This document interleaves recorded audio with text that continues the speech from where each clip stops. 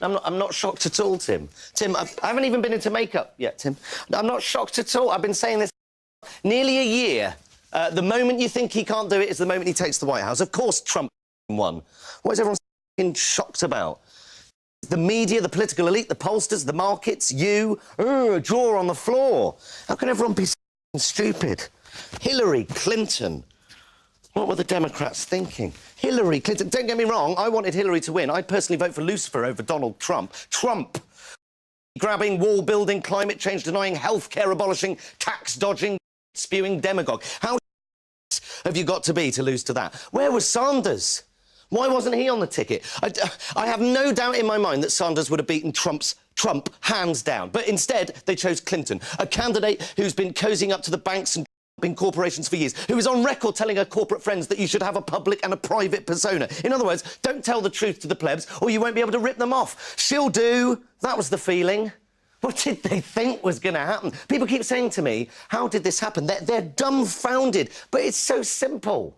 The left did this. This is my fault, people like me. When are we going to learn? The left have given up putting any argument across at all, to the point where Clinton is considered left, liberal.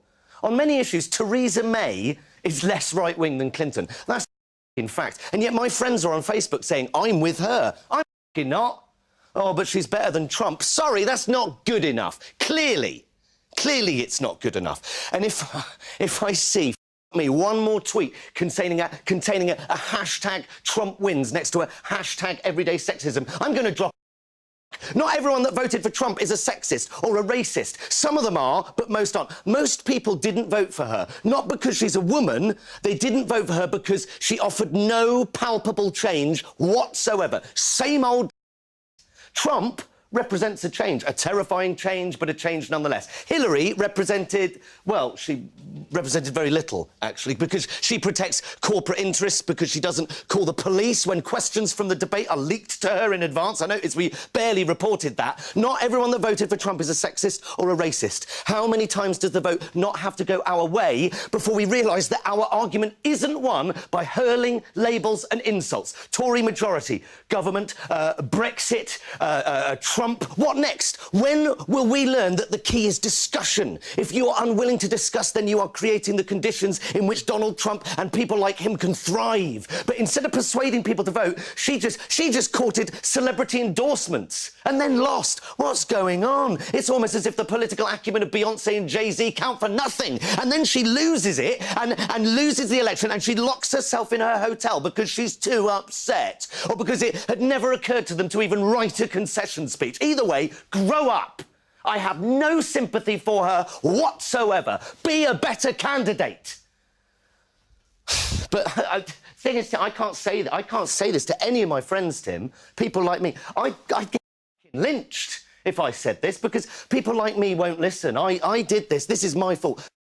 Donald Trump. The left is responsible for this result, because the left have now decided that any other opinion, any other way of looking at the world is unacceptable. We don't debate anymore because the left won the cultural war. So if you're on the right, you're a freak, you're evil, you're racist, you're stupid, you are a basket of deplorables. How do you think people are going to vote if you talk to them like that?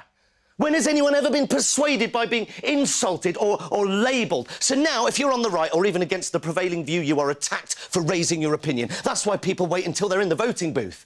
No one's watching anymore. There's no blame or shame or anything, and you can finally say what you really think, and that is a powerful thing. The Tories in charge, Brexit, and now Trump. And all the polls were wrong, all of them, because when asked, people can't admit what they think. They can't admit what they think. They're not allowed to. The left don't allow them to. We have made people unable to articulate their position for fear of being shut down. They're embarrassed to say it. Every time someone on the left has said, you mustn't say that, they are contributing to this culture.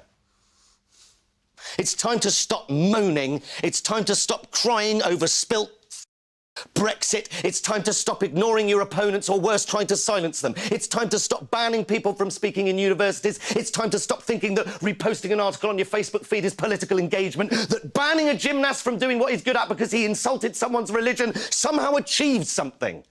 And sorry, when did the Gymnast Association start thinking it was appropriate to start enforcing blasphemy laws? It's time to realise that reading The Guardian doesn't make you a liberal, that retweeting Greenpeace doesn't lower your carbon footprint. And if my mansplaining is triggering you, you can either to your safe space, or you can engage and debate me and tell me what I'm getting wrong. Because Trump just won the White House. Being offended doesn't work anymore. Throwing insults doesn't work anymore. The only thing that works is bothering, doing something. And all you have to do is engage in the debate. Talk to people who think differently to you and persuade them of your argument. It's so easy, and the left have lost the art. Stop thinking that everyone who disagrees with you is evil or racist or sexist or stupid, and talk to them. Persuade them otherwise, because if you don't, I'll tell you what you get. You get President Trump.